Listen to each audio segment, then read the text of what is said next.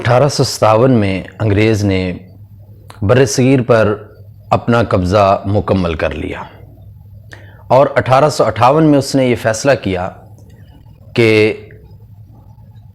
برصغیر میں ایک نیا نظام تعلیم نافذ کیا جائے گا، اور اسی فیصلے میں ایک سوال یہ پیدا ہوا کہ جب امتحان لیا جائے گا تو پاسنگ مارکس کتنے ہوں گے۔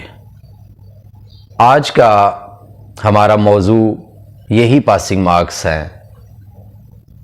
ناظرین، بدقسمتی دیکھیے کہ 1858 میں انگلینڈ میں پاسنگ مارکس تھے 65، اور یہاں انگریز برصغیر کے لوگوں کے بارے میں جب فیصلہ کرنے لگا تو انہوں نے یہ کہا کہ یہ ہندوستانی تو آدھے دماغ کے لوگ ہیں، یہاں تو تعلیم نام کو نہیں ہے، لہٰذا ہم ایسا کرتے ہیں کہ ابھی پاسنگ مارکس آدھے رکھتے ہیں۔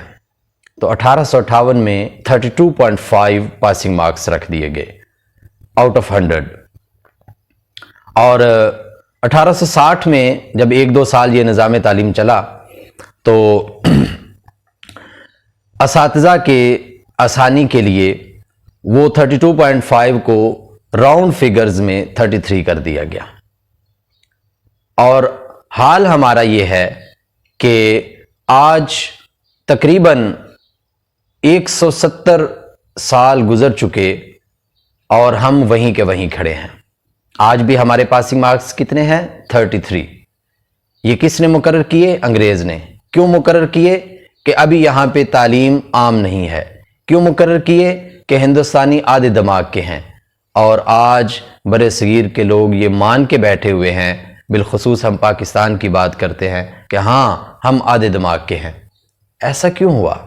ایسا اس لیے کہ ہماری ہسٹری میں کوئی دلچسپی نہیں ہے، ایسا اس لیے ہے کہ ہماری ایجوکیشن میں کوئی دلچسپی نہیں ہے، اور اس کے 2-4 مثالیں میں آپ کے سامنے ذکر کرتا ہوں۔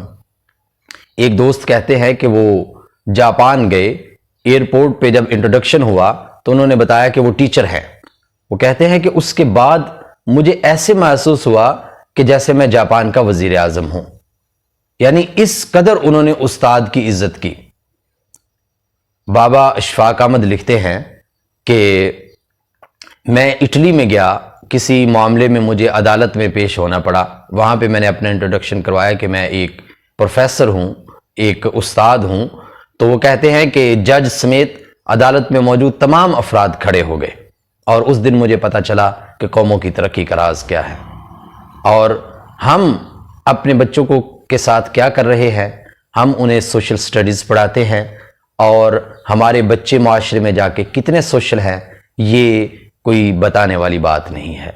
ہم بچوں کو ڈسپلن کے نام پہ اسمبلی میں 12, 13, 14, 15, 16 سال تک کھڑے رکھتے ہیں، لیکن وہی بچے اسکول سے نکلنے کے بعد سب سے پہلے بینک کی لائن کو توڑتے ہیں، اور کہیں بھی لائن لگی ہو تو اس کو توڑتے ہیں۔ یہ جو سلسلہ ہے یہ ہماری تربیت کی ناکامی ہے، اور اس کے پیچھے ایک ہی راز ہے کہ ہم نے ایجوکیشن کو وہ اہمیت نہیں دی ہے کہ ایجوکیشن جس کی مستحق ہے۔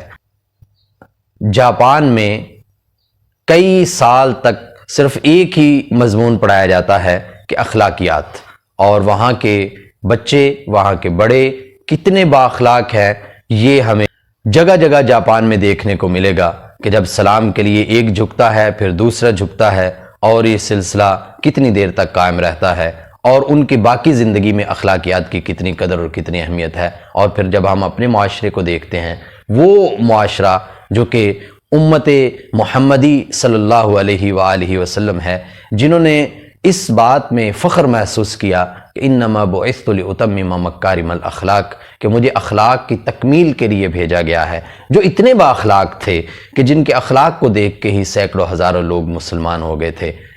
ناظرین، آج ہمیں اپنے ایجوکیشن سسٹم کو درست کرنے کی ضرورت ہے، آج ہمیں اپنے پاسنگ مارکس پہ توجہ دینے کی ضرورت ہے، آج ہمیں اپنے ایگزامینیشن سسٹم پہ توجہ دینے کی ضرورت ہے، اور آج ہمیں اپنی اخلاقیات کی طرف ایک نظر کرنے کی ضرورت ہے۔ اگر ہم ایسا کر جاتے ہیں تو ہماری قوم کا مستقبل تابناک اور شاندار ہو سکتا ہے۔ والسلام علیکم ورحمۃ اللہ وبرکاتہ۔